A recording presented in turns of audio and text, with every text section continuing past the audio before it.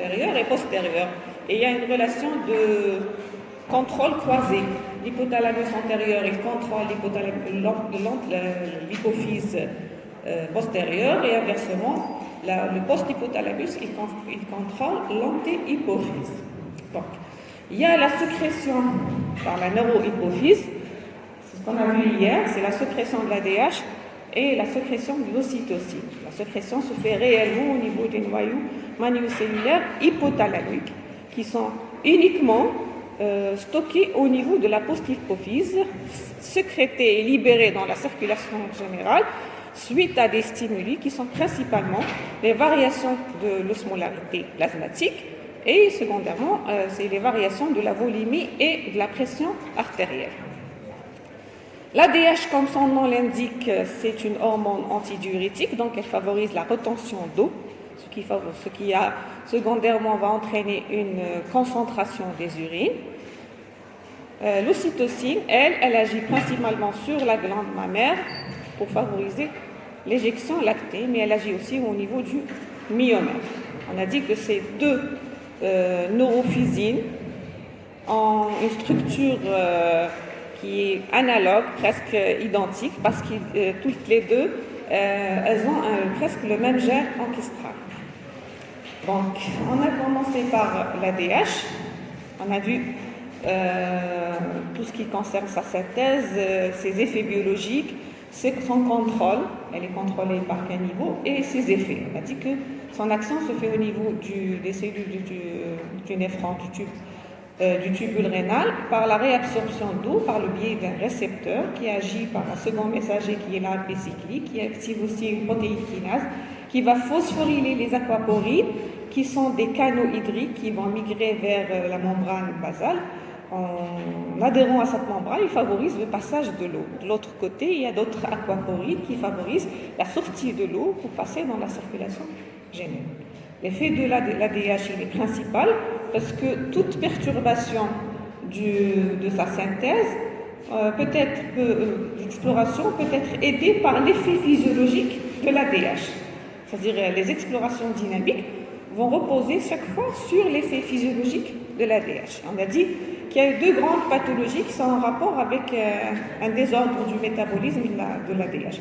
Soit que l'ADH, elle est une insuffisance de production ou un défaut d'action, c'est surtout représenté par le diabète insipide, il peut être central et il peut être périphérique néphrogénique. Il y a un syndrome qui est en rapport avec une sécrétion inappropriée de l'ADH ou une action exagérée de l'ADH au niveau rénal. Donc on a commencé par le diabète insipide, on a cité les étiologies des deux types de diabète insipide, central et périphérique. On va voir maintenant les explorations. On a commencé par l'épreuve qui permet de poser le diagnostic étiologique et le diagnostic du diabète insipide, c'est-à-dire qui permet de faire la part des choses entre les deux types de diabète. Est-ce qu'il est central ou est-ce qu'il est périphérique? L'épreuve, c'est une épreuve de restriction hydrique. Et j'ai dit, ou bien on fait l'épreuve de test de la soif par perfusion du sérum salé hypertonique à 5%. Et on ajoutera à la fin, pour les deux épreuves, on va donner par voie nasale un analogue de l'ADH qui est la desmopressine. En réalisant une restriction hydrique, on va concentrer le milieu plasmatique, donc ce qui fait qu'on va augmenter l'osmolalité. Et l'osmolalité urinaire aussi peut être augmentée, parce qu'il n'y a pas d'élimination d'eau. Donc on doit s'attendre à ça, si vous avez compris. La même chose pour la soif. La restriction hydrique, ça veut dire qu'on va priver la personne de boire de l'eau. Il n'y a pas d'apport exogène d'eau. Et dans la deuxième épreuve de la soif, c'est l'inverse. On ne va pas le priver, mais on va nous provoquer par l'apport de ce sérum une concentration toujours concentration au niveau plasmatique, sachant que quels sont les stimulateurs de la sécrétion de l'ADH? C'est-à-dire c'est l'augmentation de l'osmolalité. Donc on veut déclencher la sécrétion de cet ADH. S'il y a l'atteinte, elle est centrale, donc il n'y aura pas de sécrétion. même si on rajoute après l'épreuve de la desmopressine, si l'atteinte elle est centrale. Et en effet, la desmopressine va réagir, c'est pharmacologique. Si par contre l'atteinte elle est périphérique, après avoir ajouté de la desmopressine, il n'y a pas de modification des paramètres retrouvés au début. On a dit aussi que cette épreuve de restriction hydrique de soif, elle est prolongée, c'est-à-dire elle se fait sur une durée de 10 heures. Vous allez trouver aussi sur certaines références, elle peut aller jusqu'à 14 heures. Et il y a un risque de déshydratation. Donc, au cours de ces 14 heures, on va surveiller biologiquement toutes les 2 heures l'osmolalité plasmatique, l'osmolalité urinaire, et on va aussi contrôler la diurèse et le poids. On a dit que toute perte de poids au-delà de 2 kilos, donc on doit arrêter l'épreuve. La perte de poids, elle n'est pas en rapport avec une perte parce qu'il ne mange pas, mais avec une perte parce qu'il n'y a pas d'eau. Parce que c'est ça, c'est-à-dire si on veut surveiller l'œdème, c'est la surcharge ou la perte, c'est pas la surveillance du poids. Donc s'il y a une perte de poids importante, c'est que le sujet commence à faire une déshydratation. Et on doit aussi doser au cours de l'osmolalité. L'osmolalité, elle est calculée à partir des paramètres des électrolytes qui sont le sodium et le potassium.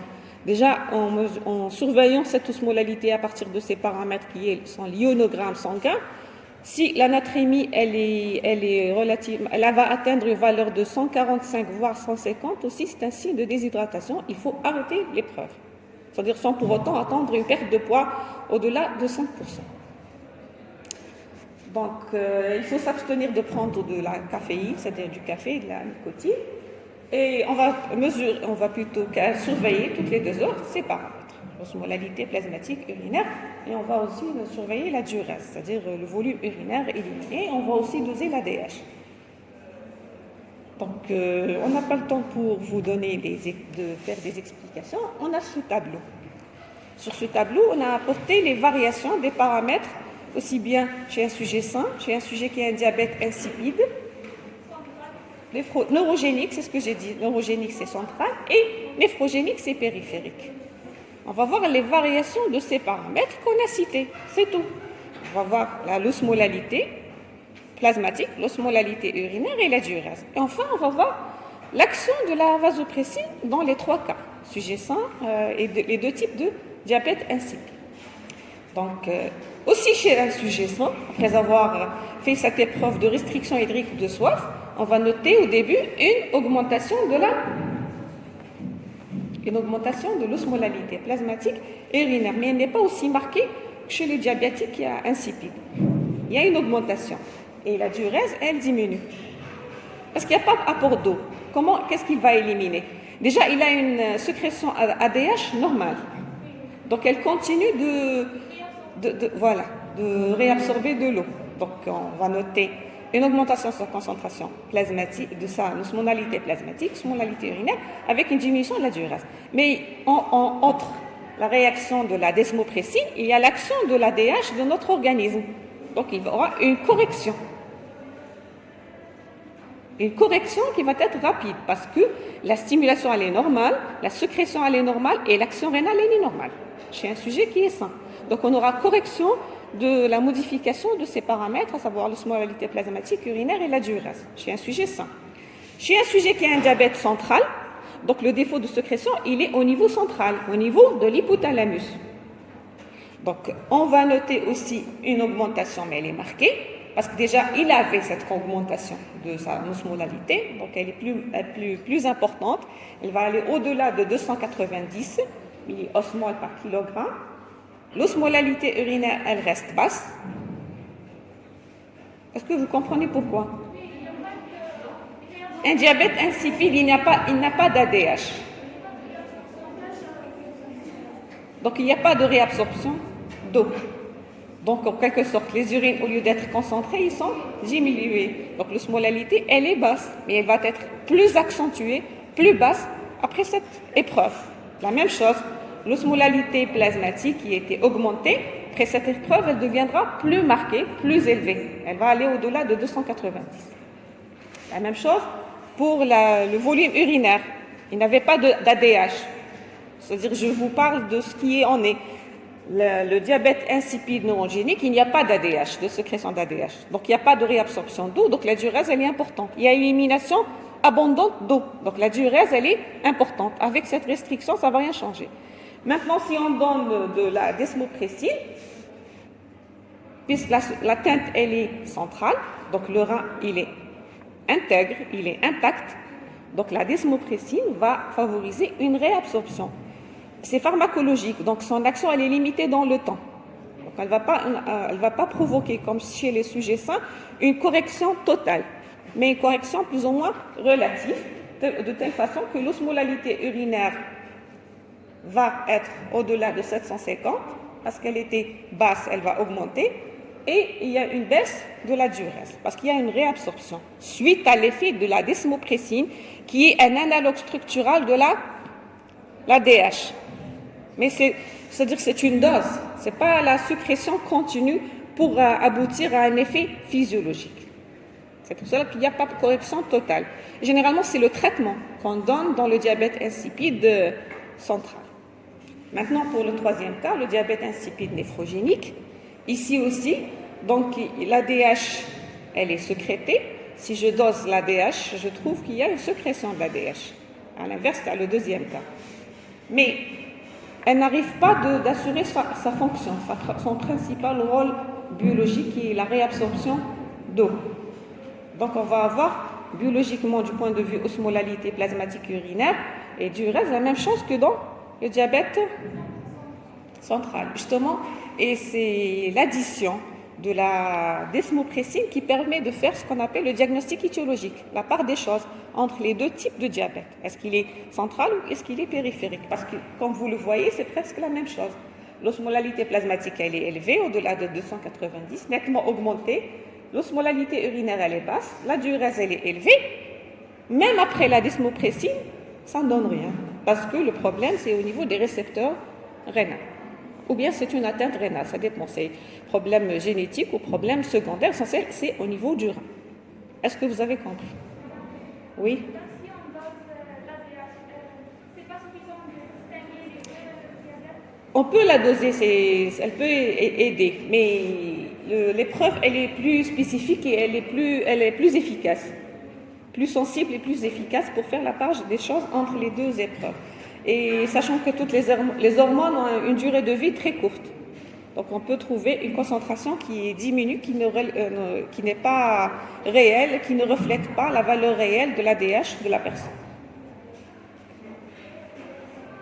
Donc on va voir maintenant le deuxième syndrome de sécrétion inappropriée d'ADH, c'est l'inverse. Donc on a terminé avec le diabète insipide où il y a une diminution de sécrétion. Maintenant on va voir l'inverse, l'augmentation de la sécrétion ou bien une augmentation de l'activité. Il y a deux étiologies différentes. Donc dans le premier syndrome ADH et le syndrome de sécrétion inappropriée d'ADH, donc on a 4 formes cliniques. Donc on ne va pas les citer, vous allez la voir, le cycle clinique. Il y a la forme A, B, C et D. Généralement du point de vue biologique, on a une oligurie, on a des signes neuromusculaires, des céphalées, des nausées, des vomissements, des crampes musculaires, une fatigabilité musculaire. On peut aller jusqu'au coma. Il y a une surcharge hydrique. Donc c'est ce qui explique tous ces signes avec ce qu'on appelle le dégoût d'eau. Donc on a des signes qui sont en rapport, des étiologies, des causes qui sont en rapport avec un excès de production et ceux qui sont en rapport avec un excès d'activité au niveau rénal. Donc ici, il y a des causes acquises et secondaires.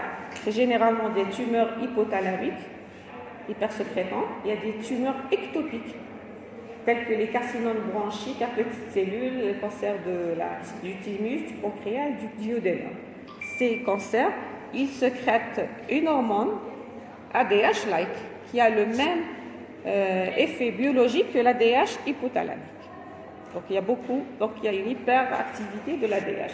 Il y a des médicaments aussi qui peuvent avoir cet effet d'ADH, augmentant l'activité de l'ADH. Il y a des porphyries. Les porphyries, c'est des maladies héréditaires en rapport avec un trouble du métabolisme de l'aine. Vous avez vu ça l'année passée, non? en première année, biochimie. C'est pas vrai. Il n'y a pas sur votre programme les porphyries. Avant, on les faisait, les programmes de deuxième année, la biochimie, les glucides, les lipides, les acides aminés, les porphyries, la bioénergétique. Qu'est-ce que vous avez fait en première année, du point de vue métabolique?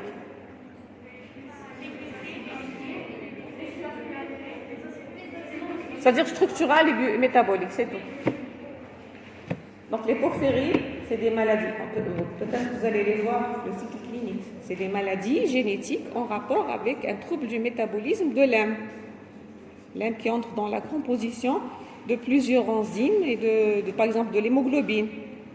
Donc, on a l'insuffisance surrénalienne, c'est en rapport avec la sécrétion du cortisol, et l'hypothyroïdie en rapport avec la sécrétion de la TSH. Toutes ces pathologies peuvent être accompagnées d'un excès de production de la DH par stimulation. Il y a généralement toutes les hormones, on va le voir, ils ont une ressemblance structurale, une analogie structurale de leur séquence ou leur fragments, ceux qui sont constitués de deux parties, alpha et bêta. Donc, par exemple, la TRH, qui est la neurophysine responsable de la sécrétion de la TSH au niveau hypophysaire, elle peut faire défaut et stimuler aussi la sécrétion de la DH. Parce que l'hypothyroïdie, comme par régulation par feedback, le défaut de sécrétion des hormones thyroïdiennes par la glande thyroïde, par feedback, fait stimuler la sécrétion de son contrôle hypothalamo-hypophysaire, d'abord par la sécrétion de la TRH et de la TSH. Donc la TRH peut aussi stimuler la sécrétion. Donc c'est...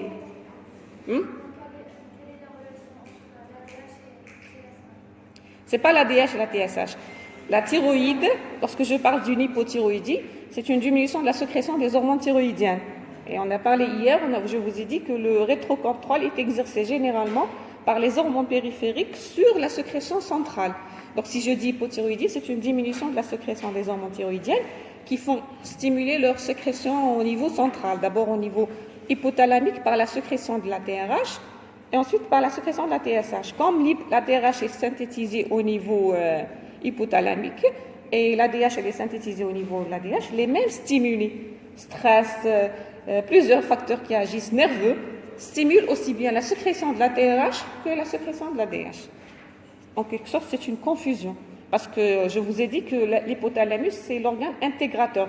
Lui, il perçoit les informations qui lui parviennent sous forme d'influx nerveux qui stimule la sécrétion au niveau hypothalamique, qui va stimuler la sécrétion au niveau hypophysaire. Donc, il y en a plusieurs stimuli qui sont communs. Ils peuvent agir sur la sécrétion, c'est la DH, nerveux, comme ils peuvent agir sur la sécrétion de la DH. Donc, ils sont perçus au niveau du même organe, il les transmet et ils s'expriment par une sécrétion hypothalamique qui peut toucher plusieurs axes et qui va entraîner une augmentation de la production, mais elle n'est pas aussi importante. C'est-à-dire, elle n'est pas aussi importante que dans les cas de sécrétion d'ADH par des tumeurs telles que les tumeurs ectopiques. Donc maintenant, on a les étiologies de la sécrétion de l'activité. L'activité de l'ADH, c'est l'inverse. Ça, c'est pour vous faciliter la chose. C'est toujours au niveau néphrogénique, mais ici, c'est des mutations activatrices. On a vu que dans le diabète insipide néphrogénique, c'était des mutations inactivatrices. Ici, c'est activatrice. Il y a une activité anormale du récepteur, c'est-à-dire une augmentation de son affinité pour l'ADH qui fait que la réabsorption de l'eau, au lieu de se faire à 80%, elle peut se faire plus. Donc, c'est des mutations activatrices de ce récepteur. C'est le nephrogenic syndrome of inappropriate antidiuresis et la mutation activatrice gain de fonction de ce récepteur. C'est un gain, c'est en plus. Et on a aussi le syndrome de sécrétion inappropriée qui est chronique, avec une concentration de l'ADH plasmatique indétectable. Tellement elle est élevée, elle est indétectable. Donc, c'est les principaux mutations génétiques qui sont responsables de la sécrétion inappropriée, de l'action inappropriée de l'ADH. Pas de sécrétion, c'est une action inappropriée. Donc, biologiquement, on a généralement une hyponatrémie, c'est par dilution, parce qu'il y a beaucoup d'eau. Elle peut aller moins de 130 mètres par litre. Une osmolalité plasmatique qui est diminuée. C'est l'inverse, c'est le tableau biologique. Si je le compare avec le diabète insipide, c'est l'inverse. Je vous ai dit que l'atrémie dans le diabète insipide, elle va augmenter, il faut la surveiller, il ne faut pas qu'elle va au-delà de 145 jusqu'à 150. Ici, c'est la limite inférieure, elle va baisser jusqu'à 130. L'osmolalité plasmatique, elle est au contraire inférieure à 290, alors que dans le diabète insipide, elle était supérieure. Et on a une natriurie abondante, augmentation du taux de sodium au niveau urinaire. Donc, ce qui explique que l'osmolalité urinaire, elle est supérieure à 300 milliosmoles.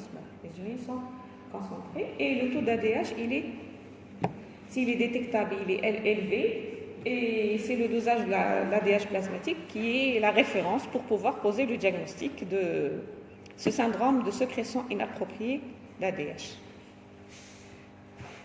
Donc, biologiquement, ce que vous devez retenir, c'est une hyponatrémie, diminution du taux de sodium, une diminution de l'osmolalité plasmatique et une augmentation de l'osmolalité urinaire.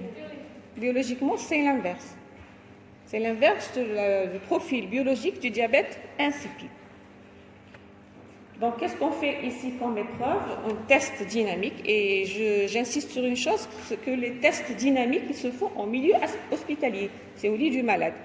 Vu les risques, donc le malade doit être surveillé de près pour arrêter l'épreuve en cas de pépin. S'il y a un problème, il faut arrêter l'épreuve. Ils doivent être assistés par le médecin.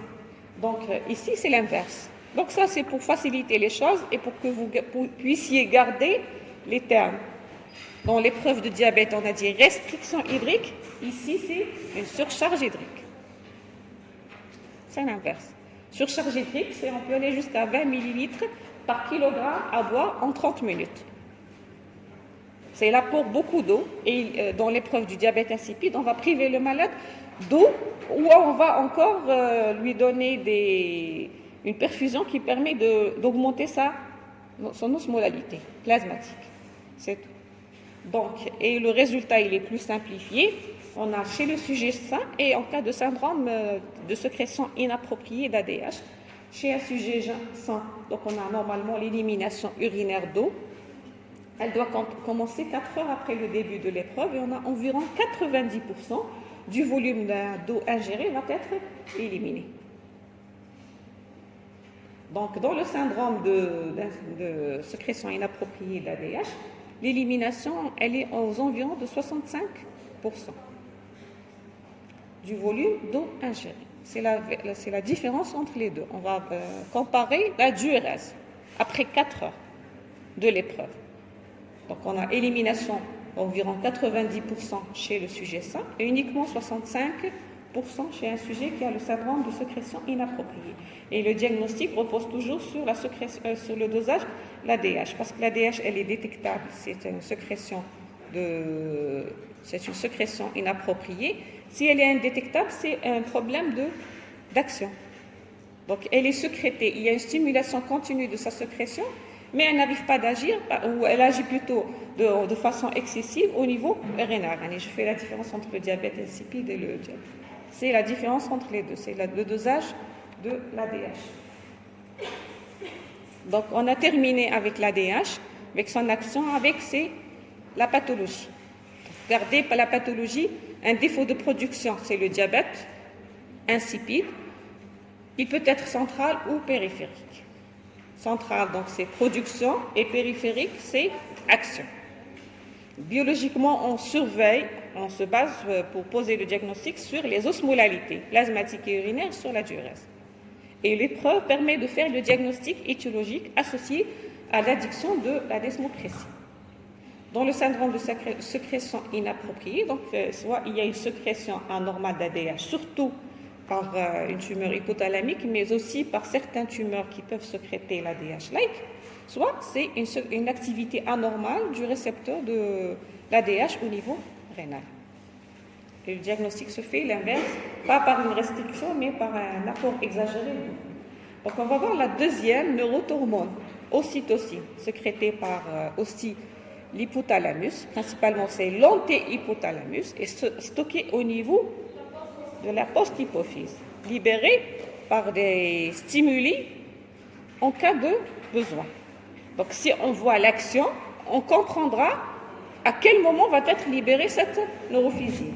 Donc, la neurophysine, c'est un nanopeptide de l'hypothalamus et il est sécrété au niveau de l'hypophyse postérieure dans l'artère hypophysaire. Elle va agir via des récepteurs membranaires qui sont couplés à la protéine G. Ça, on n'entre pas dans le détail parce que vous avez fait le cours sur les récepteurs. Donc, il y a une cascade d'EPI3 avec mobilisation du calcium. Elle va agir sur 2 tissus et non pas sur 2 glandes. Oui? Oui?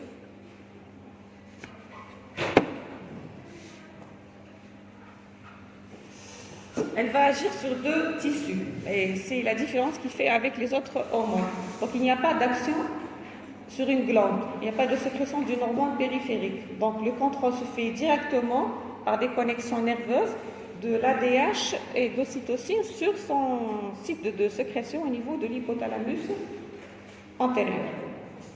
Donc, elle agit, stimule les muscles lisses de l'utérus pendant l'accouchement, donc pour favoriser la délivrance, c'est l'accouchement. Donc, c'est au moment de l'accouchement, pour que vous compreniez, la sécrétion, la libération de ces vésicules de stockage se fait au moment de l'accouchement, des contractions.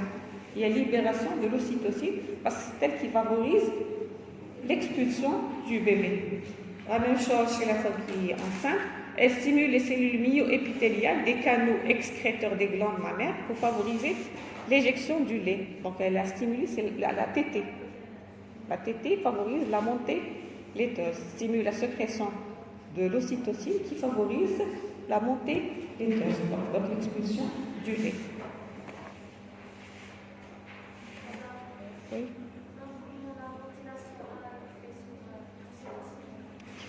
Comment? Là? La ventilation. Quelle ventilation? Je n'ai pas compris.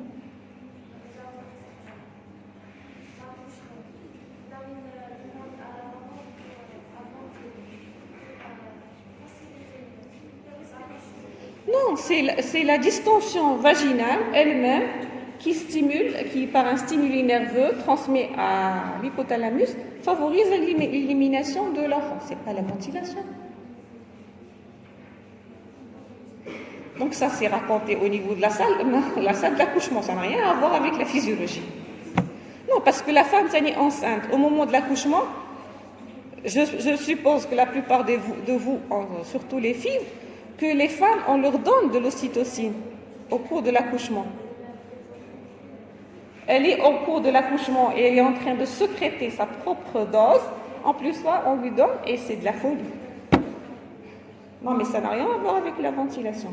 C'est les distensions musculaires vaginales qui stimulent. On va les voir. La sécrétion de l'ocytocine. Donc elle va être sécrétée, elle va être liée à des bêta-globulines plasmatiques. Elle a une demi-vie très brève, c'est la plupart des hormones, et la concentration plasmatique spontanée très variable d'une patiente à une autre. C'est pour cela, certaines patientes sécrètent, supposant normalement une quantité qui est insuffisante pour accélérer l'expulsion.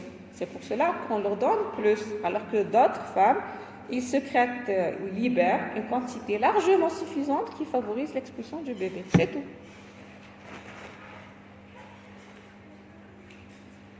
Donc, quel est le rôle de l'ocytocine chez la femme, chez l'homme et dans les deux sexes? Donc, je parle ici de l'ocytocine sécrétée et il y a aussi l'ocytocine pharmacologique, c'est-à-dire donnée par traitement. Et c'est des suppositions. C'est-à-dire les études n'ont pas toujours confirmé, n'ont pas jusqu'à cette heure confirmé ces rôles. Donc physiologiquement chez la femme, elle régule le comportement reproductif, elle régule certains comportements sociaux, elle favorise l'attachement pour le partenaire, elle régule également positivement la sécrétion de la prolactine, donc, elles ont une action sur le même tissu qui est la glande mammaire. Donc elles se complètent pour favoriser l'éjection du lait. Si la prolactine favorise la préparation de la glande mammaire pour la lactation, c'est l'ADH qui favorise cette montée laiteuse. Donc elles ont une action synchrone sur le même tissu.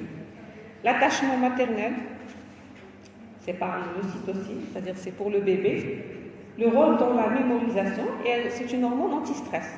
J'ai dit que certains rôles sont physiologiques, sont réels, et d'autres, ils sont supposés, c'est-à-dire ils sont supposés liés. C'est par exemple l'attachement maternel dès le premier regard du bébé avec la maman, lié à l'action de cette hormone. Donc ça, c'est pas des rôles physiologiques qu'on va toucher. C'est pas la même chose que l'expulsion du bébé ou la montée laiteuse. C'est-à-dire c'est des tests qui sont en train d'être réalisés par l'adjonction de l'ADH pharmacologique. L'ocytocine chez l'homme, elle régule la spermatogénèse, elle stimule la contraction des tubes.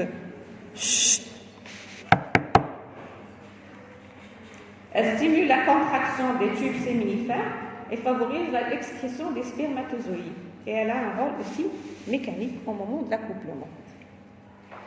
Le rôle dans les deux, ce qui a été décrit récemment par des études, c'est une hormone de la monogamie, c'est une hormone de l'orgasme, donc de l'amour et de l'attachement, aussi bien pour le bébé que pour le partenaire. C'est une hormone anti-stress dans les interactions sociales et c'est une hormone de reconnaissance des visages et de confiance. Ça, c'est la relation bébé-maman. Donc, je répète qu'il y a des effets qu'on en a parlé, qui sont en rapport avec l'ADH sécrété par notre organisme et d'autres qui sont relatifs à l'action de l'ocytocine pharmacologique et non pas de l'ADH sécrété par notre organe.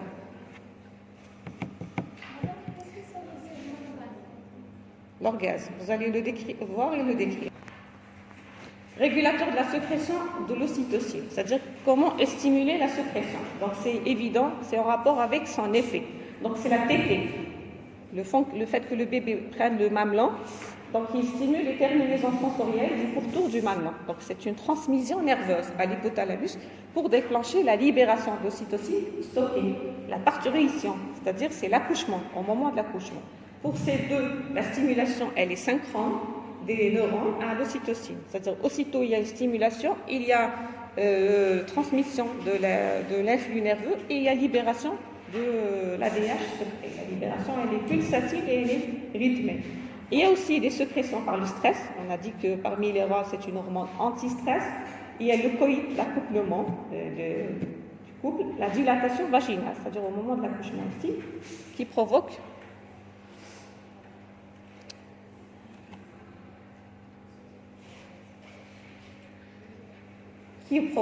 une stimulation asynchrone des neurones à cytocine. C'est-à-dire ce n'est pas le rôle réel. C'est-à-dire il n'y a pas aussitôt une transmission de l'influx et une sécrétion. Elle est asynchrone. Alors qu'au moment, pour les deux effets de l'accouchement et de la tétée, aussitôt qu'il y a tétée ou déclenchement de contraction, l'influx il est transmis à l'hypothalamus qui va stimuler instantanément la libération de l'ADH au niveau de la circulation sanguine pour agir au niveau de ces deux tissus. C'est la différence entre les deux. Une, la sécrétion, elle est synchrone avec la stimulation, et l'autre, elle est asynchrone. Elle se fait tardivement, mais pas aussitôt. Donc, ocytocine et pathologie, il n'y a pas de pathologie. C'est-à-dire, on ne va pas parler d'une hypersécrétion ou d'une diminution. On va parler que des effets pharmacologiques de l'ocytocine.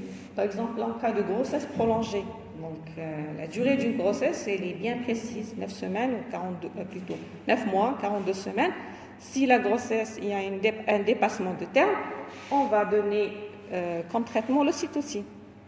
On va donner comme traitement. Je dis c'est la forme pharmacologique, c'est pas on stimule la libération, parce qu'il n'y a pas une stimulation de la sécrétion pour favoriser cette contraction. Donc on va donner l'ocytocine, on va donner antiprogestérone, c'est-à-dire c'est les antagonistes de la progestérone pour favoriser le relâchement du col, l'ouverture et le déclenchement des contractions utérines. L'inverse, si on est devant un risque d'accouchement prématuré, c'est-à-dire c'est l'inverse. On va donner l'anti-ocytocine et on va donner la progestérone. C'est ce qui est préconisé. S'il y a un risque de dépasser l'accouchement, on donne de l'ocytocine et l'antiprogestérone. Si on a un risque d'accouchement prématuré, c'est-à-dire avant 7 mois, avant 6 mois, on préconise un antagoniste de l'ocytocine et de la progestérone pour favoriser, c'est-à-dire pour préserver la grossesse. Donc on a terminé avec la neurohypophyse, on va voir maintenant l'antéhypophyse. L'antéhypophyse, on ne va pas voir toute l'antéhypophyse parce que je suppose que vous avez déjà commencé un axe. Vous avez vu l'axe corticotrope. Donc il y a un cours sur l'axe corticotrope, sur la thyréotrope et sur les gonades. Donc on va voir, la séance d'aujourd'hui, on va voir des axes, c'est-à-dire des hormones qui n'ont pas un effet sur une glande périphérique. Donc de façon générale, les hormones de l'antéhypophyse, la plupart, sont des glycoprotéines à 200 unités, avec de fortes similitudes structurales. Donc on a des dimères de deux formes A et B. Donc on a soit ils se ressemblent au niveau de dimère alpha A ou B. Il y a de fortes similitudes structurales. C'est pour cela que cette stimulation de l'hypothalamus fait toujours défaut. Elle stimule la sécrétion de 2 à 3 hormones parce qu'ils ont une ressemblance structurale. Donc on a la TSH, la LH et la FSH. Vous allez les voir, vous allez voir les axes. Et il y a une protéine, c'est-à-dire une hormone sécrétée, c'est une protéine. Ce n'est pas une glycoprotéine. Il y en a deux. C'est la pro-opio-mélanocortine. C'est une protohormone qui va être modifiée. Elle va subir des modifications pour libérer d'autres hormones, la CTH, la MSH et l'endorphine. Donc elle est déjà libérée mais se forme inactive. C'est une hormone qui va subir des modifications au niveau du sang pour libérer les hormones qui vont stimuler l'action, la sécrétion au niveau des glandes périphériques. On a l'hormone de croissance et la prolactine. Et nous, c'est ce qu'on va voir aujourd'hui. On va voir la prolactine et l'hormone de croissance. Les autres, vous allez les voir, vous allez voir chacun son axe. Donc la régulation, donc sans entrer dans les détails, ce qu'on a dit, c'est une régulation par feedback, sauf pour la prolactine et l'hormone de croissance. Et vous allez voir le détail pour chaque axe, la thyroïde, le cortisol et les gonades. La particularité de cette pro-opio-mélanocortine, c'est une protéine synthétisée sous forme d'une hormone, protohormone, qui est inactive. Donc elle va être protéolysée en plusieurs peptides. Donc il y a des peptides qui ont une activité d'opiacé, ceux qui ont une activité sur la mélanine, MSH, et les peptides qui pourraient avoir une action sur la surrénale, c'est la CTH. C'est tout. Voici la structure. Là, c'est plus détaillé. Donc la pro-opio-mélanocortine, elle va être scindée en plusieurs fragments. Certains auront une action, c'est des hormones, c'est surtout la MSH et la CTH. MSH, elle agit sur la peau, donc sur les mélanines, les mélanocytes. Et la CTH, elle a une action directe sur la surrénale, sur la cortico-surrénale.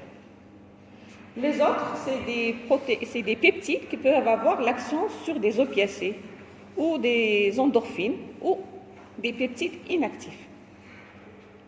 Donc ça, c'est après avoir été synthétisé, on y parle par la cellule corticotrope.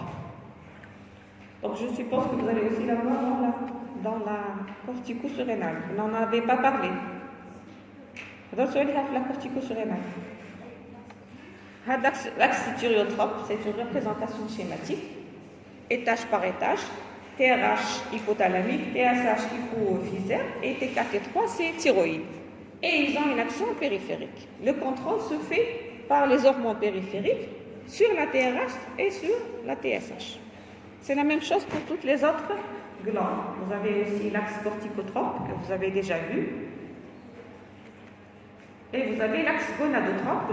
Vous allez en parler la prochaine séance. Ce qu'on va voir aujourd'hui, c'est l'axe somatotrope. Je vous ai dit qu'il n'y a pas d'action sur une glande périphérique. L'hormone sécrétée, qui est la GH, l'hormone de croissance, elle agit sur les tissus. Elle a une action directe sur les tissus et une action indirecte sur le foie. Donc l'axe somatotrope, c'est une hormone sécrétée, il y a une libérine et il y a une inhibine sécrétée par l'hypothalamus qui agissent sur les cellules de somatotropes au niveau hypophysaire, au niveau de l'antihypophyse, pour libérer l'hormone de croissance qui est la GH. La GH, elle agit sur des tissus et elle agit sur le foie pour libérer un facteur de croissance qu'on appelle l'IGF-1 qui, lui, agit, il a une action directe sur la croissance. Ce n'est pas la GH, mais c'est les IGF. Mais s'il y a un défaut de sécrétion de la GH, il n'y aura pas d'action de IGF. C'est lié. Donc, on parlait ici, parce qu'il y a la description. Ça, c'est des répétitions. Vous avez le cours, vous allez voir, c'est le détail, il est là. Donc, l'hormone de croissance, c'est un peptide. C'est un peptide qui est constitué de 91 acides aminés. Donc, il est synthétisé par les cellules somatotropes, contrôlé par l'hypothalamus, essentiellement sous l'action de deux neurophysines. Une, c'est la GHRH, c'est la growth-releasing hormone, c'est l'hormone de libérine, c'est elle qui permet de stimuler la libération ou la production de la GH au niveau hypophysaire. Et la somatostatine, c'est l'inhibitine, c'est le facteur qui inhibe carrément la synthèse par les cellules somatotropes. C'est le feedback de la GH sur la sécrétion de ces deux facteurs, l'inhibiteur et le stimulateur. Donc, la GH stimule la libération et l'inhibitine, la somatostatine, elle inhibe carrément la synthèse. Il y a un autre facteur de contrôle, c'est la ghrelin. Elle est synthétisée au niveau du noyau arché, mais aussi au niveau de l'estomac. C'est un autre facteur d'activation de synthèse. Il stimule la libération de la GH. La sécrétion de la GH, elle est pulsatile avec quelques piles. Donc ça, c'est pour la description. C'est un peptide. Elle est constituée de 91 acides aminés. Cette synthèse est sous le contrôle hypothalamique.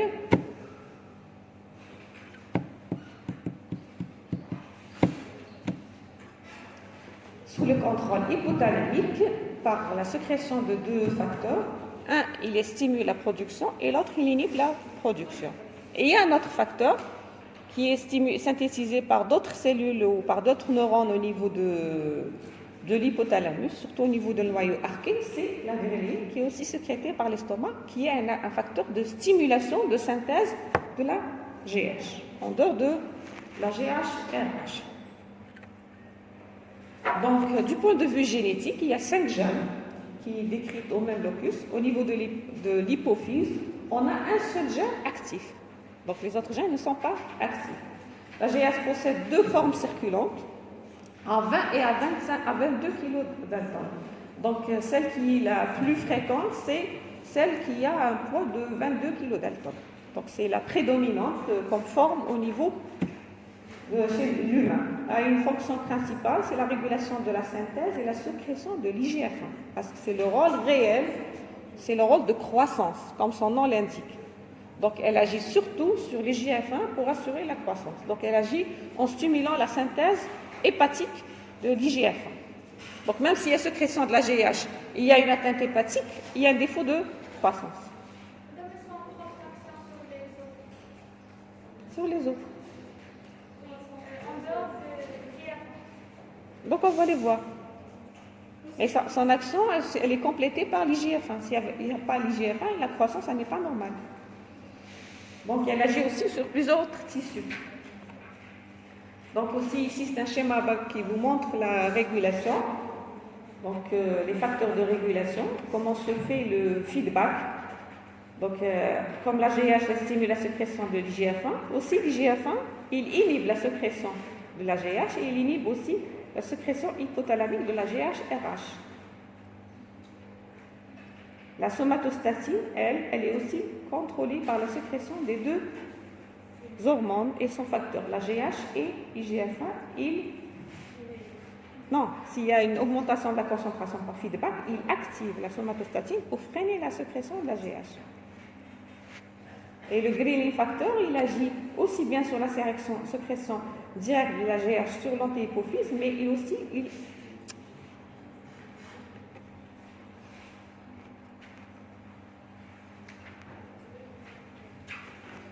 il agit, la ghrelin sécrétée par les noyaux archés, elle agit aussi sur l'activation de la sécrétion de la GHRH pour augmenter, parce que c'est un agent de stimulation. Donc il stimule la GH pour stimuler la sécrétion de la GH et il active aussi la GH. À l'inverse, au cas d'augmentation de la sécrétion, ils vont freiner la sécrétion en inhibant la GHRH, mais en stimulant la somatostatine qui est un facteur d'inhibition. Les effecteurs positifs en dehors de la régulation, donc on a le jeûne, l'hypoglycémie, c'est des stimulateurs, c'est eux qui sont détectés par, c'est-à-dire c'est les stimuli nerveux qui sont convertis en influx nerveux, transmis à l'hypothalamus pour stimuler la sécrétion de la GH. Le jeûne, l'hypoglycémie, un repas riche en protéines, surtout certains acides aminés tels que l'arginine, le sommeil.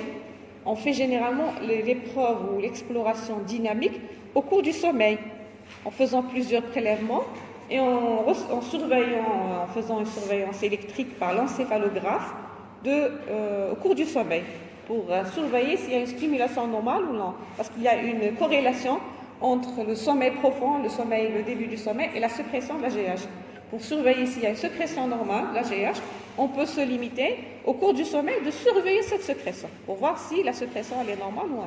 Mais elle nécessite des moyens qui ne sont pas toujours disponibles. Exercice physique.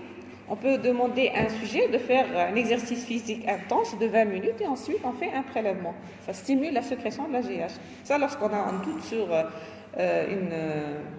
défaut de croissance par insuffisance de production de la GH. Pour faire la part des choses, est-ce qu'il s'agit d'un défaut de sécrétion de la GH ou un problème de sécrétion hépatique de son facteur de croissance, IGF-1. Le stress, il y a les hormones thyroïdiennes et aussi le cortisol. Généralement, on les utilise à la base des épreuves dynamiques pour explorer la sécrétion de... Donc j'ai dit que certains de ces facteurs vont être utilisés comme paramètres dans les tests dynamiques d'exploration de la sécrétion de l'hormone par l'axe hypothalamo-hypophysaire. Donc c'est les actions de l'hormone de croissance et de la GH couplées sur les os. Ils agissent surtout le cartilage de conjugaison, entraînant une hyperplasie des chondroblastes, c'est-à-dire l'élargissement des cartilages. Il augmente la vascularisation, l'allongement des os diaphysaires. Et sur les périostes, il provoque la croissance en épaisseur des os blancs et des os plats. Ça, c'est la croissance. Mais elle est couplée à la GH. Ce n'est pas l'action propre à l'hormone de croissance. Action aussi sur le métabolisme intermédiaire, glucidique, lipidique et protidique. Donc, par exemple, pour les glucides, il favorise un anabolisme. Pour les glucides plutôt, ils vont favoriser une hyperglycémie, donc une action hyperglycémiante. Sur le métabolisme protidique, il favorise l'anabolisme, donc c'est la croissance, aussi bien osseuse que musculaire. Et sur les lipides, il favorise une mobilisation des réserves lipidiques, donc il favorise un déplacement ou une dégradation, la lipolyse, pour favoriser la libération des acides gras. Ils ont aussi une action sur le métabolisme minéral, ils favorisent aussi sur le métabolisme phosphocalcique, où ils favorisent une retention du phosphore. Parce que le métabolisme phosphocalcique et la croissance osseuse sont couplés. On a besoin du calcium et du phosphore pour la construction osseuse. Donc tout ça va en faveur de la croissance osseuse. Par l'intermédiaire hépatique, c'est-à-dire les somatomédines ou les IGF, comme on les appelle, les hormones insuline-like, parce qu'il y a une similitude structurale avec l'insuline, c'est des analogues. Donc, la production de ces hormones, elle se fait surtout pendant la période de croissance. Et il y a peu de fluctuations nictémérales. Ils ont une demi de vie longue. Donc, on préfère doser les facteurs de croissance parce que ce n'est pas des hormones comme les autres, c'est des facteurs de croissance. Mieux que la GH. Donc, effet de cette IGF-1, facteur de croissance, agissant sur les chondrocytes, le tissu osseux et les muscles. C'est son effet direct sur le métabolisme. L'effet de l'hormone de croissance est beaucoup plus sur le métabolisme intermédiaire, mais l'effet réel sur la croissance, c'est l'effet des JF. Ça a été démontré et prouvé. Si le sujet qui présente un défaut de croissance, on va faire le dosage de la GH, mais on va doser surtout l'IGF-1. Même si je trouve la GH normale, on doit doser la IGF-1, qui confirmera un défaut de production ou un défaut d'action. Toujours. Donc, ils ont un effet métabolique parce que c'est des hormones insulinales qui vont favoriser la diminution de la glycémie par l'augmentation de la glycogénogénèse, favorise la lipogénèse et l'utilisation du glucose. Donc, on a dit que parmi les facteurs de stimulation, c'est l'hypoglycémie. Donc, l'hypoglycémie peut être utilisée dans les épreuves pour stimuler la sécrétion. Et à l'inverse, l'hyperglycémie va freiner la sécrétion. On va les utiliser, tout ce qui est, c'est-à-dire l'épreuve dynamique, on va utiliser tous les facteurs de stimulation pour explorer la sécrétion. Si on est devant une insuffisance, on va provoquer un agent de stimulation. Si on est devant un excès de production, on va utiliser un agent connu comme il freine la sécrétion, en se basant toujours sur les agents de stimulation ou les agents qui freinent la sécrétion physiologique de cette hormone. Donc la concentration sérique, ça c'est à noter, elle est basse à la naissance et elle augmente pendant l'enfance, ce qui explique que cette hormone elle est requise au cours de la croissance et non pas à la naissance. Alors que la GH, elle est là, elle est produite dès la naissance du bébé. Parce qu'il y a l'anatomie de l'axe hypothalamo-hypophysaire, elle se fait déjà dans la période intra-utérine. Donc il y a une sécrétion de toutes les hormones. Mais l'hormone qui est requise, certes, pour la croissance, elle n'est pas sécrétée dès la naissance, c'est après. Elle augmente pendant l'enfance et surtout la puberté, et elle diminue à partir de l'âge de 40 ans, sans pour autant disparaître. Elle diminue. Et elle va se fixer sur des récepteurs qui ont une ressemblance structurelle avec l'insuline. La GH et la pathologie, toujours. Donc on va voir les excès et la diminution de la sécrétion. L'excès, c'est le syndrome connu, c'est un excès de production. Il est responsable de gigantisme chez l'adulte et l'acromégalie chez l'enfant. Et on a le nanisme en cas de défaut. Ça, c'est pour faire apprendre les termes facilement. La GH. Donc, il n'y aura pas de croissance normale. C'est le nanisme. On va avoir des nains. On peut l'avoir chez l'adulte, mais on parle d'un défaut latent. Mais lorsqu'il y a un excès de production, chez l'enfant, c'est l'acromégalie, chez l'adulte, c'est gigantisme. Donc, c'est ça. Donc, hypersécrétion de la GH, c'est le gigantisme. C'est une pathologie qui est rare, mais généralement, elle est liée à une sécrétion d'un adénome hypophysaire. C'est une hypersécrétion par un adénome hypophysaire. Donc, comme on l'a dit, chez l'adulte, on va parler d'un gigantisme, mais chez l'enfant, on va parler de... Chez l'enfant, plutôt, c'est un gigantisme, chez l'adulte, c'est l'acromégalie, parce que ce ne sont pas les os longs qui vont augmenter, mais c'est les os qui sont plats qui vont s'épaissir. Il y a des modifications sur la sécrétion, sur la morphologie de ces os plats et sur les organes. Chez l'enfant, c'est clair, parce qu'il est en période de croissance, c'est l'allongement des os longs. Donc, on a l'élargissement des os et des parties molles, hypertrophie dermo-épidermique avec une hypersudation et l'augmentation de la taille des viscères, des organes, et on parle d'une organomégalie. On a aussi des perturbations métaboliques. Il va développer une intolérance au glucose. Chez l'enfant, c'est un défaut qui va toucher les os longs. Donc, le sujet va devenir un géant. Mais chez l'adulte, ça y est, au kibar, il a des modifications de l'os des os plats, de la mandibule.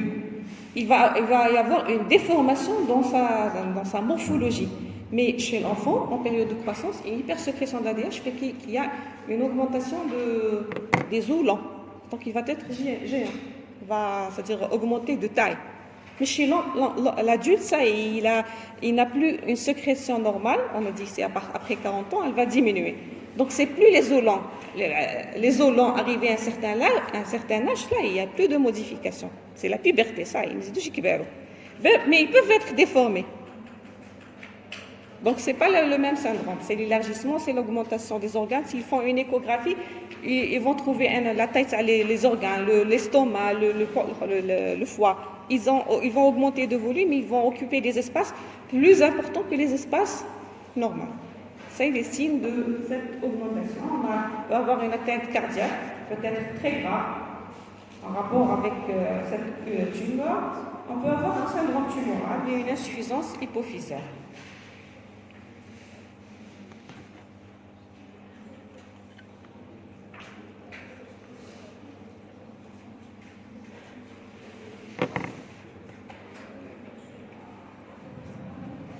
Donc, le diagnostic il est basé sur l'épreuve d'hyperglycémie provoquée par voie orale, HGPO. C'est une épreuve d'habitude réalisée chez un diabétique, non chez un diabétique. On l'a fait lorsqu'on a des suspects sur le diabète, qui ont des diabètes confirmés, me diront-je.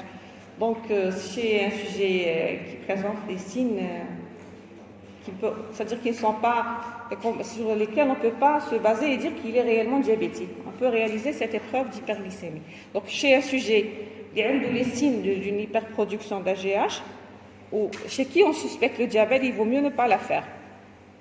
C'est contre-indiqué. Donc, on l'a fait chez un sujet qui a un défaut de production de la GH. Donc, l'épreuve est la même, c'est-à-dire le protocole est la même. On va donner du glucose à raison de 75 grammes de glucose chez l'adulte. Ce n'est pas la même dose chez l'enfant. On va les donner dans 250 à 300 millilitres d'eau à avaler au moins dans 5 minutes. Généralement, avant de faire l'épreuve, on fait un prélèvement, c'est le temps zéro, pour avoir les valeurs de base, aussi bien de la glycémie que de la GH. Donc avant l'épreuve, il faut avoir toujours les valeurs de base, temps zéro. L'épreuve, on va faire des prélèvements toutes les 30 minutes pendant au moins 3 à 4 heures, sur lesquels on va doser aussi bien la GH, la glycémie et l'IGF-1. Vous avez les résultats. Si le taux de la GH, par exemple, ici on parle de 60 minutes, mais vous pouvez trouver aussi à 90 minutes. Donc de la précision n'est pas obligatoire. Elle est toujours supérieure à 2 nanogrammes par millilitre, la GH, donc on parle d'une hypersécrétion. Est-ce que vous avez compris d'abord le principe? Il est en relation avec les facteurs de contrôle, la sécrétion de la GH.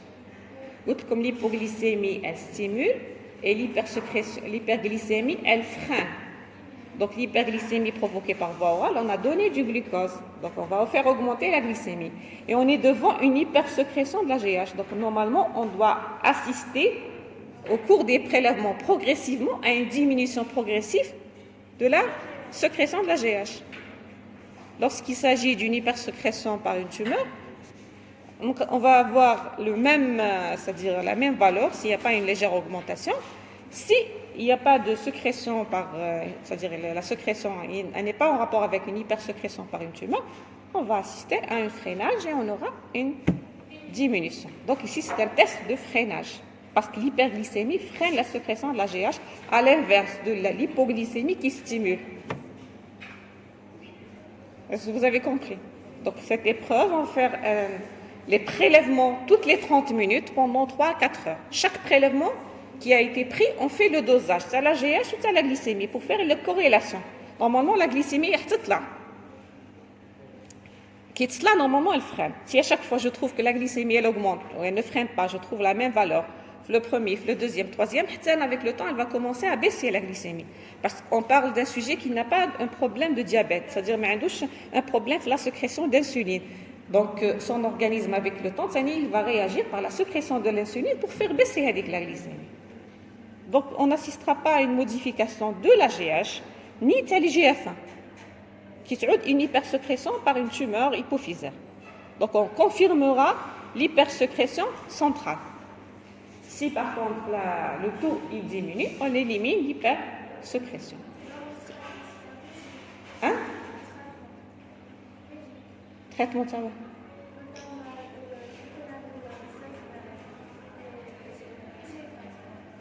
Que fait le régime? C'est un médicament, ma fille. Le traitement, c'est des médicaments qui freinent.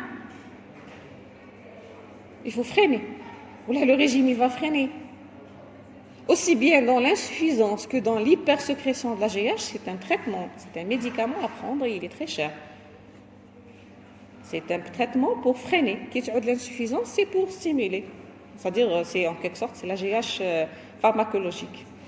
C'est des injections. Donc, c'est ce que vous avez sur cet algorithme. La GH basale de base, elle est basse. La valeur de la GH basale, elle est plutôt élevée. C'est une hypersécrétion. Après l'épreuve, on peut avoir deux résultats. Soit la GH elle est inférieure à 0,4 microgrammes par litre, donc l'IGF-1 il est normal. Donc le diagnostic de l'acromégalie il est éliminé. Soit on va se retrouver avec une GH qui est supérieure à 0, c'est ici, supérieure à 0,4, où le GF1 a augmenté, ou la l'IGF1 normale. Donc on fait l'HGPO. L'HGPO, on peut avoir une valeur minima, le nadir de la GH, la valeur minima inférieure à 1 microgramme, on élimine après l'épreuve.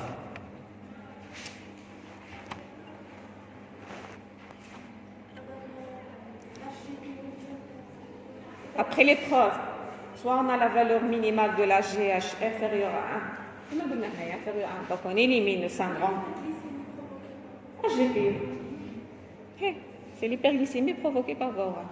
Si on trouve la valeur minimum de la GH supérieure à 1, donc on a dit supérieure à 2, c'est l'acromégalie qui est confirmée. C'est tout. Donc l'épreuve repose sur un des caractéristiques que l'hypoglycémie ou l'hyperglycémie, qu'un d'autre, c'est des agents de stimulation ou de freinage de la sécrétion de la GH qui permet de poser le diagnostic et de confirmer le diagnostic. Le cas contraire, c'est une diminution de l'activité de la GH. Donc on peut le voir en cas d'insuffisance hypophysaire, congénitale ou acquise. Il peut s'agir d'une insuffisance hypophysaire, donc on n'aura pas uniquement une diminution de la sécrétion de la GH, on parle d'un pont épipituitarisme. Un pont épipituitarisme, il touche plusieurs axes, ou là il touche toute la glande. كلشي يكون هابط. Corticotrope, thyréotrope, gonadotrope, somatotrope, soit 3 axes. Ça dépend de la localisation de cette maladie. Donc l'insuffisance hypophysaire congénitale ou acquise, une atteinte hypothalamique. Donc ça c'est l'hypophyse, soit c'est l'hypothalamus. L'hypothalamus, il y a un défaut de sécrétion de la GHRH ou là un défaut de sécrétion de la GH au niveau hypophysaire. Où il y a le syndrome de Laron, ça c'est le plus fréquent. Il est en rapport avec une résistance des tissus cibles à la GH. Donc la GH elle est sécrétée, mais il y a un problème de perception au niveau des tissus cibles de la GH pour agir. C'est un problème de récepteur. C'est le syndrome de Laron. Donc cliniquement, si elle survient avant la fin de la croissance, c'est le nanisme chez l'enfant. C'est toujours comme l'adulte. Parce que un adulte, il a poussé, il a eu sa forme normale et c'est des modifications, des anomalies dans la morphologie. Et là, ça ne va pas déformer. C'est ce qu'on appelle, c'est une latence. Elle peut être détectée, elle a d'autres effets secondaires. Ce n'est pas sur la morphologie, mais d'autres effets secondaires chez l'adulte. Donc on parle surtout du nanisme. Donc chez l'enfant, un défaut de sécrétion, c'est le nanisme. Chez l'adulte, il n'y a pas d'effet sur la croissance. Chez l'excès de production, c'est l'inverse. On a le gigantisme ou l'acromégalie chez l'adulte. Donc la GH est du point de vue pathologique. Le diagnostic chez l'enfant, il est confirmé par le dosage. On fait le dosage de l'AGH et des IGF, surtout dans le syndrome de Laron. Donc on va trouver que la sécrétion elle est normale, qu'il y a des problèmes de récepteurs. Donc l'AGH, le facteur de l'IGF1 va être diminué. L'AGH elle est normale, mais l'IGF1 est diminué. Donc ça confirme qu'il y a réellement une résistance au niveau des récepteurs, entre autres les récepteurs hépatiques. Donc il n'y a pas de sécrétion de l'IGF. Donc c'est ce qui explique le nanisme. Donc diagnostic chez le biochimique de ce diagnostic chez l'adulte, il repose sur la démonstration d'une élévation subnormale de la GH sérique en réponse à plusieurs tests dynamiques. Il y a plusieurs tests qui peuvent être utilisés. C'est les tests de stimulation. Donc le test de tolérance à l'insuline qui provoque une hypoglycémie. On a le test au glucagon. On a le test à l'arginine, c'est aussi un acide aminé qui peut provoquer la diminution de la sécrétion. Et le test combiné GH-RH avec un facteur sécrétoire, c'est-à-dire la GH elle-même pour faire la différence. Est-ce qu'il s'agit d'un défaut hypothalamique ou un défaut hypophysaire. Si la GH qu'on donne provoque la sécrétion de la GH qui va agir normalement, ça veut dire qu'il y a un problème au niveau. Voilà. C'est faire le diagnostic différentiel entre les deux syndromes. Maintenant, on passe aux dernières parties de l'axe. Le contrôle, c'est à quelle heure? 11h30. On va essayer de terminer. L'axe lactotrope, c'est la prolactine. C'est aussi une hormone sécrétée par l'antéhypophyse qui agit sur des tissus et non pas sur une glande. Donc, il n'y a pas de sécrétion périphérique. Donc, la régulation se fait aussi par la prolactine, par des connexions directement sur son centre de sécrétion qui sont les cellules lactotropes. La prolactine, c'est une hormone peptidique, donc ce n'est pas glycoprotéique, c'est peptidique, constituée d'une seule chaîne de 198 acides aminés chez l'homme. 48% des acides aminés sont communs avec la GH. Donc il y a une similitude structurale aussi entre la GH et la prolactine, parce qu'ils ont un gène commun ancestral. La prolactine, il y a plusieurs formes circulantes. Ça, c'est pour vous expliquer certaines pathologies. Il faut connaître ces formes. Il y a la prolactine monomérique, c'est la plus fréquente, donc le poids de 23 kDa.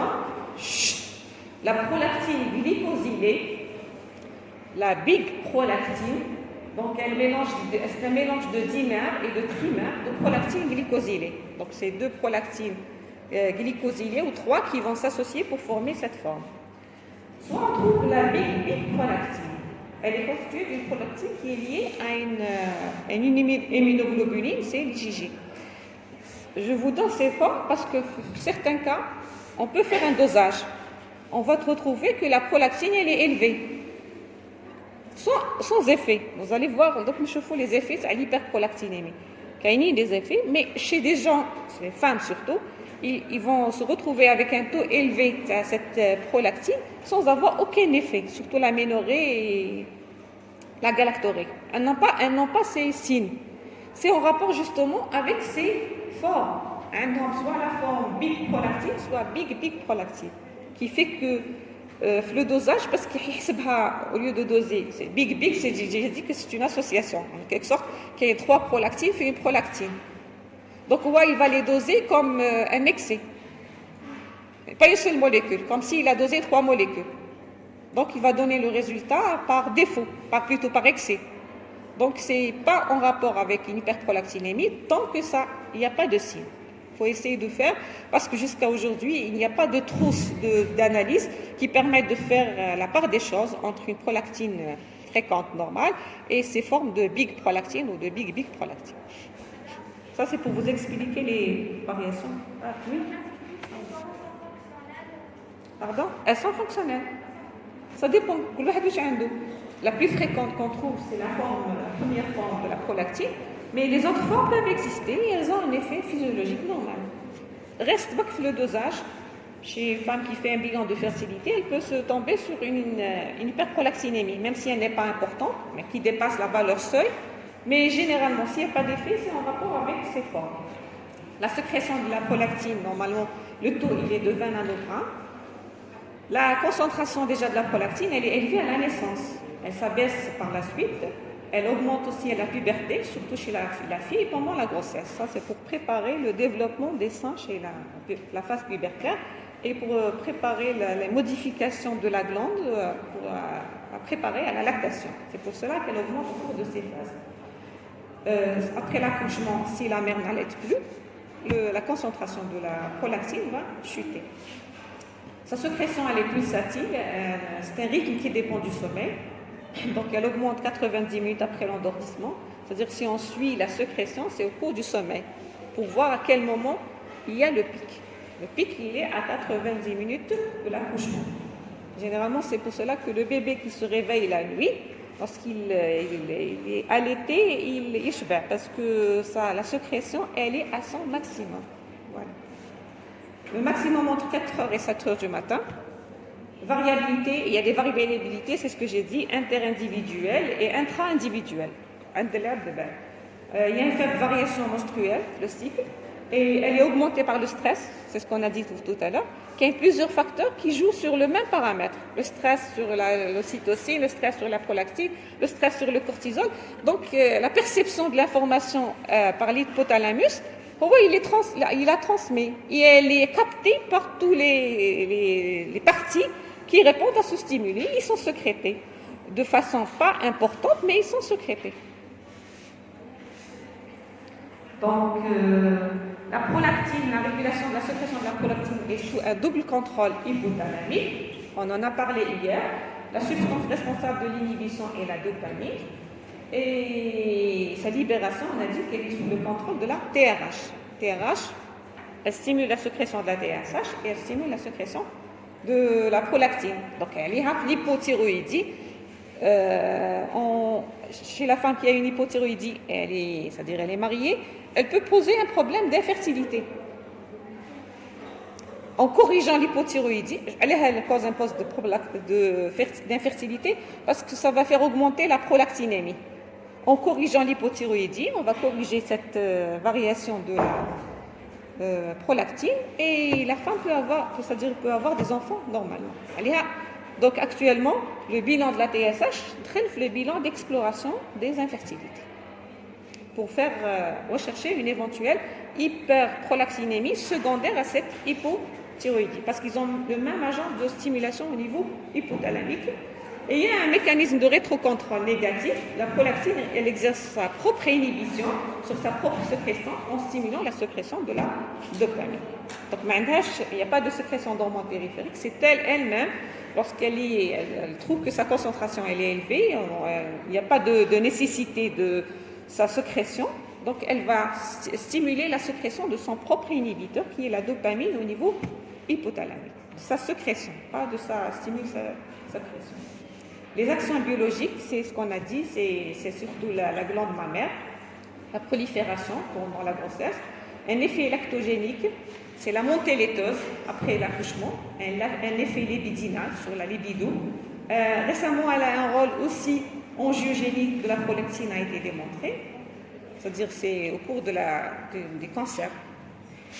Une hyperprolactinémie stimule la pulsatilité et la GnRH. C'est l'effet entre l'axe gonadotrope et l'axe de la prolactine. Ça, c'est des effets secondaires. Une dysovulation, une hyperprolactinémie, capacité de synthèse de stradiol, spanioménorrhée, voire la ménorrhée. Ça, c'est l'hyperprolactinémie. Ce n'est pas le rôle physiologique. Et au niveau cellulaire, elle peut favoriser la transcription des gènes et la sécrétion du lait.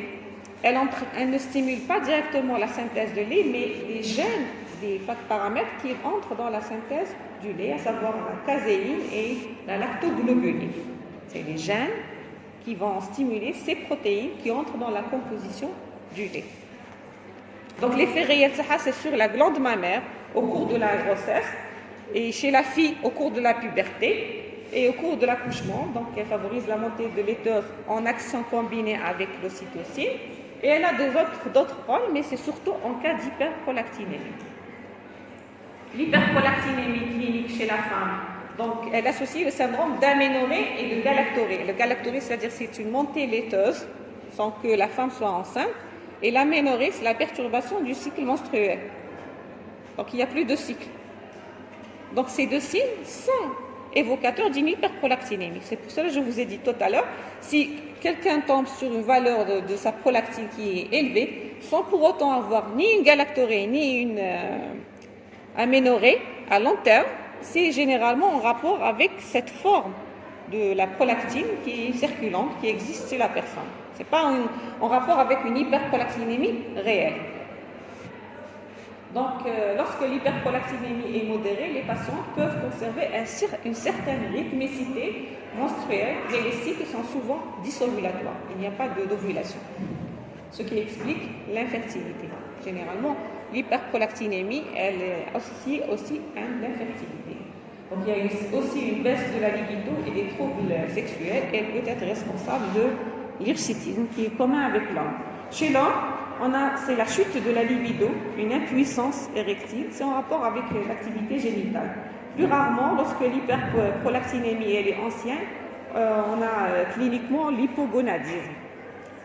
On peut avoir la gynécomastie et la la galactorée, qui sont pathognomoniques. C'est une augmentation du volume de la glande mammaire chez l'homme, la gynécomastie, avec une galactorée, c'est aussi pathognomonique d'une hyperprolactinémie. Il peut s'agir de jeunes adolescents qui peuvent avoir ces signes, parce que c'est pour la chute de la libido, la puissance, c'est des gens qui sont mariés. Mais un sujet qui peut être adolescent peut présenter une hyperprolactinémie avec une gynécomastie et une galactorée. Donc il faut faire aussi pour un sujet qui est marié, qui a ces troubles de cette infertilité, si je peux dire, il faut faire l'examen du sperme qui peut objectiver l'existence d'une térato-asténo-oligospermie causée par l'hyperprolactinémie. Si elle est traitée, il y a correction de cette perturbation. Donc chez l'homme, l'hyperprolactinémie peut engendrer une infertilité qui est à l'origine d'une térato-asténo-oligospermie, une asthénie et une diminution du volume du liquide de sperme. Donc les étiologies, généralement, c'est des adénomes, c'est des tumeurs hypersécrétantes, des tumeurs hypophysaires à cellules lactotrophes. On a des lésions hypothalamiques, c'est-à-dire il n'y a pas de contrôle de sécrétion de facteurs de stimulation, c'est les tumeurs post la chirurgie. Il y a l'hypothyroïdie primaire, c'est ce que j'ai dit. Il y a les tumeurs supra-hypophysaires ou hypophysaires non lactotrophes. Et on a aussi l'hyperprolactinémie iatrogène, c'est-à-dire de causes qui ne sont pas connues. Je termine. Donc, je répète, c'est des tumeurs hypersécrétantes, c'est des lésions de l'hypothalamus, c'est l'hypothyroïdie, c'est des tumeurs supra-hypovisaires qui provoquent une atteinte hypothalamique parce qu'il y a un contrôle étagé, ou c'est des hyperprolactinémies iatrogènes, ça veut dire de cause non connue, ce n'est pas ces causes. On n'a pas retrouvé la cause de cette hyperprolactinémie. Et j'ai terminé.